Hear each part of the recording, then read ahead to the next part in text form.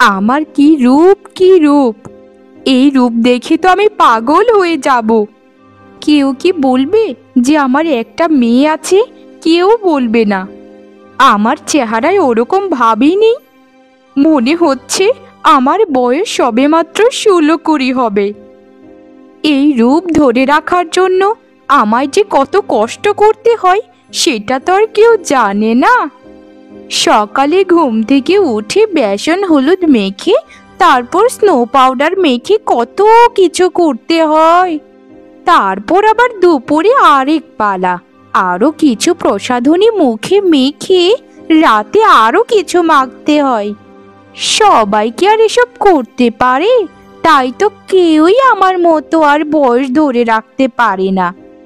মেয়েটাকে সে সকালেই বলেছিলাম আমার জন্য একটু হলুদ বাটিস, কিন্তু এখনো তো বাটলো না। কোথায় যে গেল হতচ্ছাড়ি সেটাই তো বুঝতে পারি না। জানি জানি সব জানি, সে যে কেন আমার জন্য কিছু করে না। যেদিন ওকে ধরবো না, একদম রাম ধোলাই দিয়ে ছাড়বো। অসভ্য আর কালো একটা মেয়েকে কেন যে জন্ম দিতে গেলাম সেটাই বুঝতে পারি না। কে যে ওকে বিয়ে করবে কে জানে। তবে ওর চিন্তা করে আমার কি লাভ?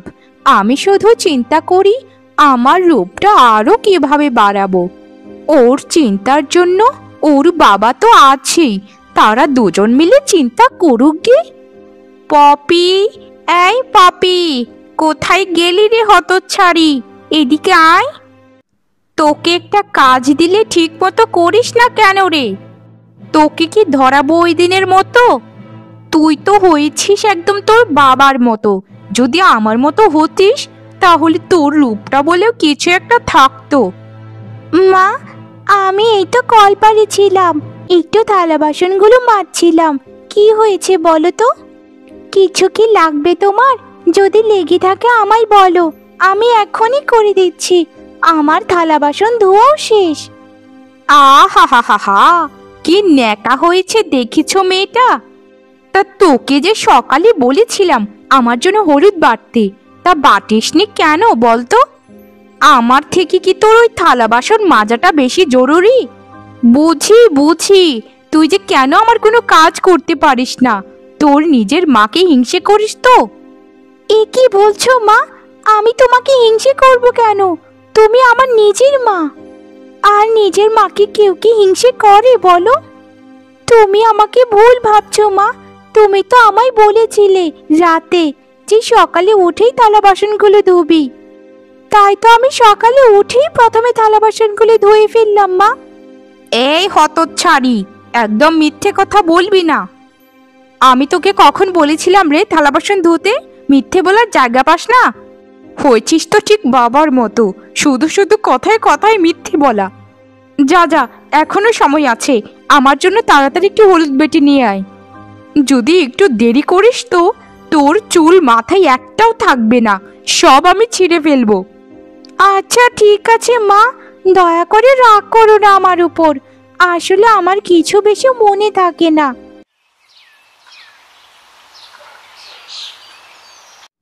বাবারি বাবা, বাইরে কত রোদ!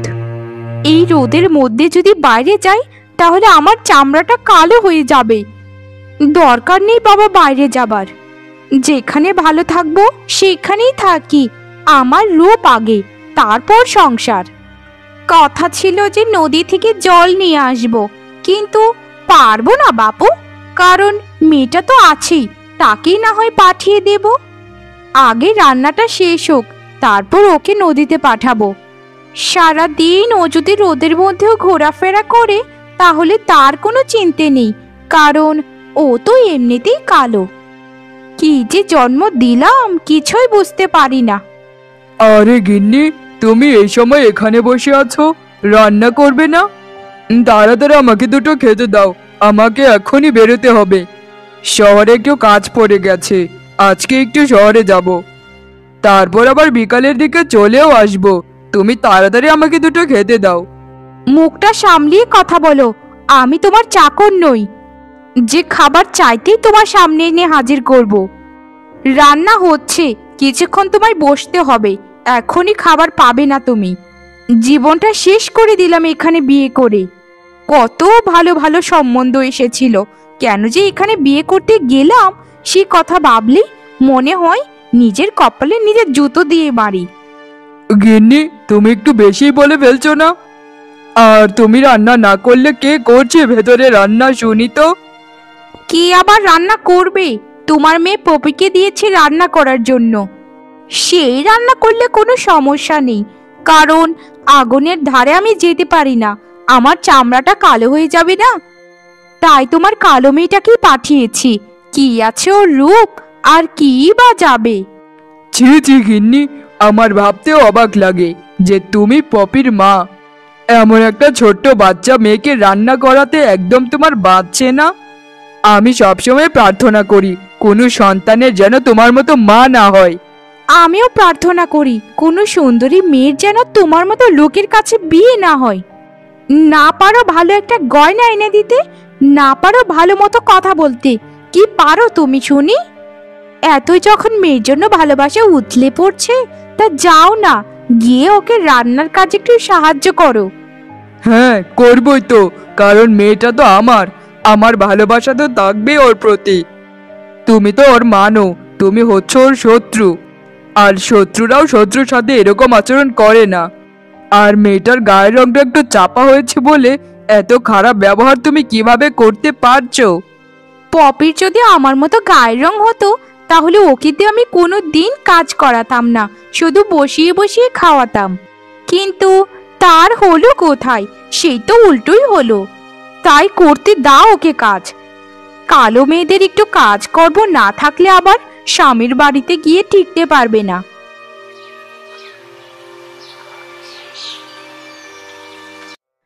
আরে বাবা, তুমি কখন এলে?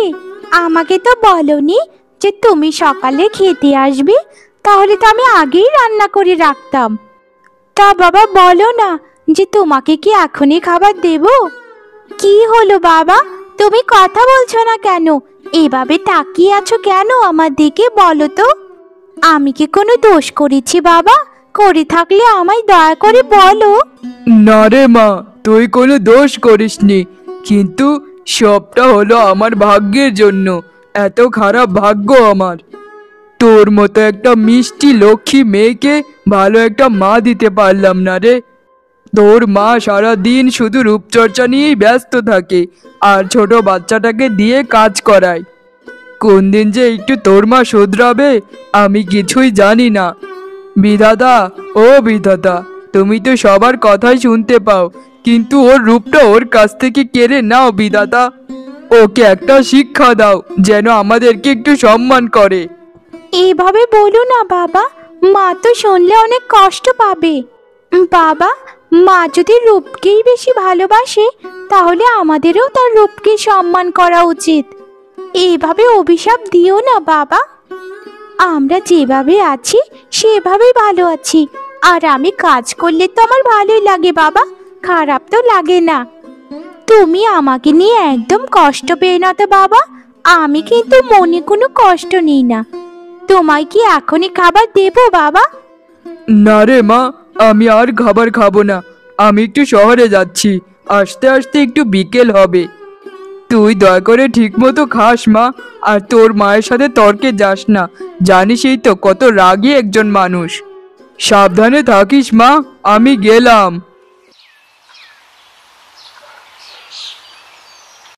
আমার হাতে লাঠিটা দেখতে পাচ্ছিস? আজ এই লাঠি তোর পিঠে আমি ভাঙবো। এই এই মেয়ে, এই কালী মেয়ে, তোর বাবার কাছে আজকে কি বিচার দিলি রে আমার নামে? আমি কিন্তু সব কথাই শুনেছি। তোর বাবা শহরে যাবার আগে রান্নাঘরে গিয়েছিল, তারপর তাকে কি বুঝিয়েছিস রে? আমি তাকে কত কিছু জিজ্ঞেস করলাম, কিন্তু একটাও উত্তর দিল না। তুই নিশ্চয়ই আমার নামে বদনাম করেছিস। তাড়াতাড়ি আমাকে বল, আমার নামে তুই কি বলেছিস? যদি না বলিস তো আজকে তোকে মেরেই ফেলবো। তোকে ফেরানোর মতো আজকে কিন্তু বাড়িতে কেউ নেই, তোর বাবাও নেই। তাই ভালোই ভালোই বলছি, এখনই বলে ফেল। বিশ্বাস করো মা, আমি বাবাকে কিছুই বলিনি। আমি আরো বাবাকে বলেছি যে মাকে দয়া করে কিছু বলো না। মা একটু রূপচর্চা করতে ভালোবাসে, তাই তাকে তার মতো থাকতে দাও। আমায় একটু বিশ্বাস করো মা, তুমি কেন নিজের মা হয়ে সৎ মায়ের মতো আচরণ করছো? তোকে বিশ্বাস করব আমি? তোকে? হা হা হা হা। তোকে বিশ্বাস করার থেকে রাস্তার একটা কুকুরকে বিশ্বাস করা অনেক ভালো। আজ থেকে তোকে আরো বেশি বেশি করে কাজ করাবো। তুই আরেকটু শুধু বড় হ, তারপর তোকে এই বাড়ি থেকে তাড়াতাড়ি বিদায় করব। আরে ললনা, এ কি তোমার ব্যবহার? নিজের মেয়ের সাথে কি কেউ এরকম করে? তুমি কি ভুলে যাচ্ছ সে তোমার মেয়ে? ছোট একটা বাচ্চার গায়ে হাত তুলতে তোমার একটুও বাধলো না? এরকম করো না, বুঝেছো? এরকম করো না। শেষ বয়সে কিন্তু আমাদের সন্তানরাই আমাদের একমাত্র ভরসা। হাতের লাঠিটা ফেলে দাও। মেয়েটাকে শুধু শুধু মেরো না, মেয়েটা অনেক ভালো। বাবা, একেই তো বলি যে মায়ের থেকে মাসির দরদ বেশি। তা মেয়েটা কি তোমার নাকি আমার? আমার মেয়েকে আমি মারবো, কাটবো নাকি নদীতে ভাসিয়ে দেব, সেটা একান্তই আমার ব্যাপার। তুমি আমাদের মামের মাঝখানে কথা বলার কে হে? বয়স তো আর কম হয়নি তোমার, কমপক্ষে হলেও আমার থেকে 8-10 বছরের বড় হবে। তাই তোমাকে সম্মান দিয়ে কথা বলছি, এখান থেকে চলে যাও এক্ষুনি। বুড়ি হচ্ছ, বুড়ির মতো থাকো, এত যুবতী সাজার চেষ্টা করো না। এ কি রে বাবা, আমি তো তোমায় বলেছিলাম যে মেয়েটাকে মেরো না, তুমি তো দেখা যাচ্ছে ঝগড়া করতে শুরু করেছো। তোমার সাথে কথা বললেই শুধু রূপ আর রূপ, তুমি কি রূপ ছাড়া কিছু দেখো না?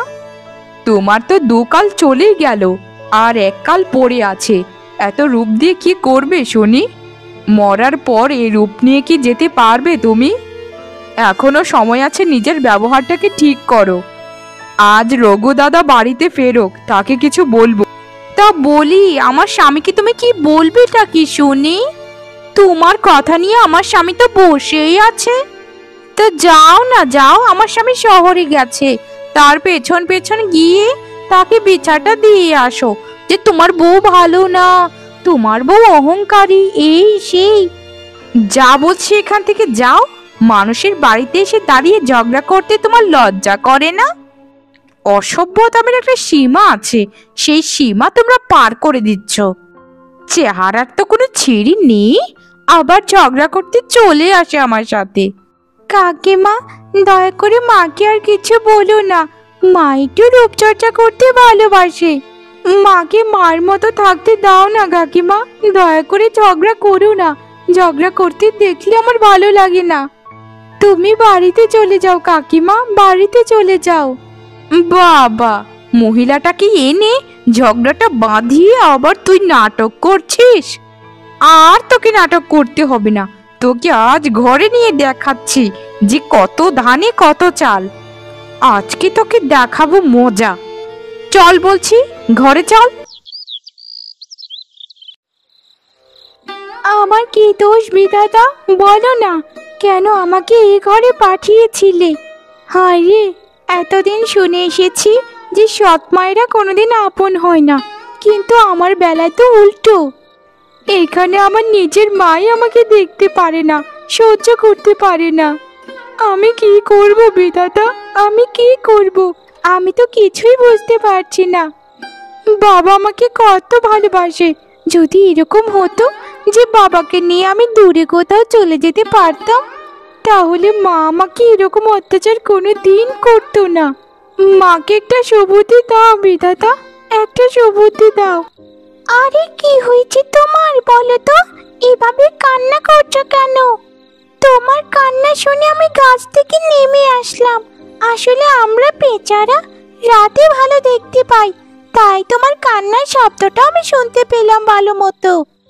বলো না গো, বলো না, কি হয়েছে তোমার? যদি কোনো একটা সমাধান দিতে পারি আমি। কান্না করো না গো, কান্না করো না, তুমি অনেক ভালো একটা মেয়ে, আমি জানি। আমাকে একটু সবটা খুলে বলো, তাহলে তোমায় কিভাবে সাহায্য করতে পারি সে বুদ্ধিও আমি দিয়ে দেব। ও মা, এসব কি দেখছি আমি? পেঁচাও কথা বলতে পারে? আমার তো নিজের চোখে বিশ্বাস করতে পারছি না, কিভাবে তুমি কথা বলতে পারছো বলো তো? আমি হচ্ছে পেঁচা রানী। আমি ঠিকই কথা বলতে পারি এবং মানুষের সমাধানও দিতে পারি। তোমার সমস্যাটা আমায় খুলে বলো তো। তাহলে শোনো সবটা।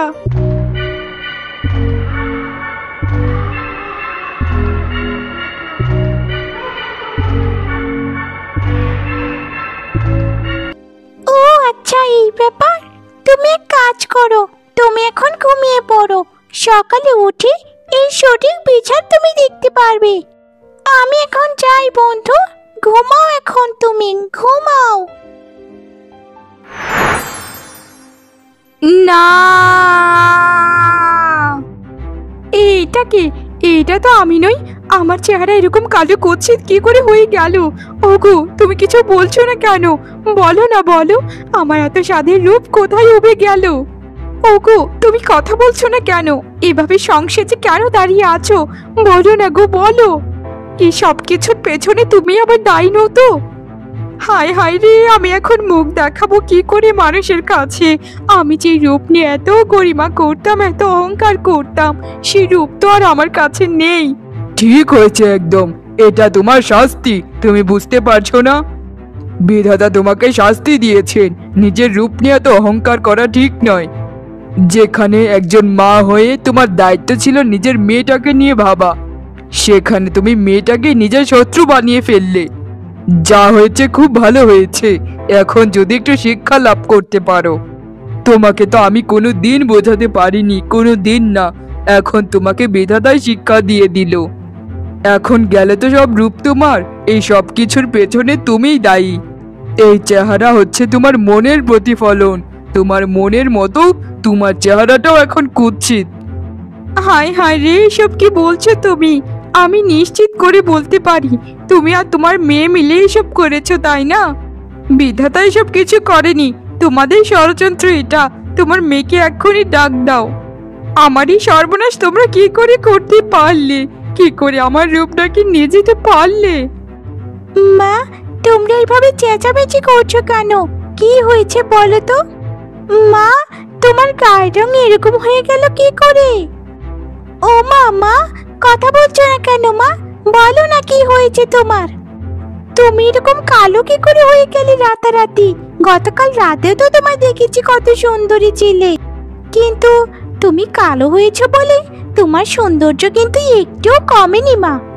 তোমার মনে হচ্ছে সৌন্দর্য আরো বেড়ে গেল, কারণ মায়েরা কখনো অসুন্দর হয় না। হাই হাই, এ কি? তোর গায়ের রং এমন দুধে হালতা হয়ে গেল কি করে? তুই এত সুন্দরী কি করে হয়ে গেলি রে?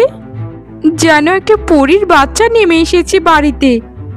আমি জানি না কেন রে, আমার মনে হচ্ছে সব কিছুই বিধাতার পরিকল্পনা। নিজের অত ভালো মেয়েটার সাথে এত খারাপ অন্যায় করেছি যে বিধাতা সহ্য করতে না পেরে এরকমটা আমায় বানিয়ে দিলেন। আরে আরে, এ কি? আমি তো খেয়ালই করিনি আমি এতটা সুন্দরী কি করে হয়ে গেলাম। আমি কিছুই বুঝতে পারছি না মা, আমি তো কিছুই মনেও করতে পারছি না। মা, আমাকে ক্ষমা করে দাও, আমি কিছুই করিনি মা, আমি কিছুই করিনি। দেখো তুমি গিন্নি, দেখো ব্যবহার কাকে বলে আমার ছোট্ট দুধের শিশুটার কাছ থেকে শেখো। সে এত সুন্দরী হওয়ার পরেও তার মনে কোনো বিন্দুমাত্র অহংকার বলতে কিছু নেই। তার মতো মানুষেরাই তো সুন্দর হবে, এটাই স্বাভাবিক। কিন্তু তোমার এখনো সময় আছে, মেয়েটাকে ভালোবাসো, তাহলে তুমি বিধাতার কাছেও ভালো থাকতে পারবে। আমাকে ক্ষমা করে দে মা, আমি তোর সাথে অনেক অন্যায় করে ফেলেছি। তোকে 10 মাস 10 দিন পেটে রেখেছি, তারপরও তোর উপর যে অত্যাচার করেছি সেটা তো আমি মা ছিলাম না রে, আমি তোর শত্রু ছিলাম। আমাকে তুই ক্ষমা করে দে মা, আমি রূপের নেশায় পাগল হয়ে কি বলতে কি বলে ফেলেছি কিছুই মনে করতে পারছি না। আমি এখন থেকে তোকে খুব ভালোবাসবো মা, তোকে কোনো কাজ করতে দেব না, তুই শুধু আমার বুকের মধ্যে থাকবি। আমাকে তুই ক্ষমা করে দিবি তো মা? ক্ষমা করে দে না মা, এরকম ভাবে বলো না গো, তোমায় আমি কোন দিনই ক্ষমা করে দিয়েছি। তুমি শুধু আমার মা হয়ে থাকবে, আমার সুন্দরী মা। তুমি যেমনই থাকো না কেন মা, তুমি আমার কাছে এই পৃথিবীর সবথেকে সুন্দরী নারী, কারণ তুমি যে মা।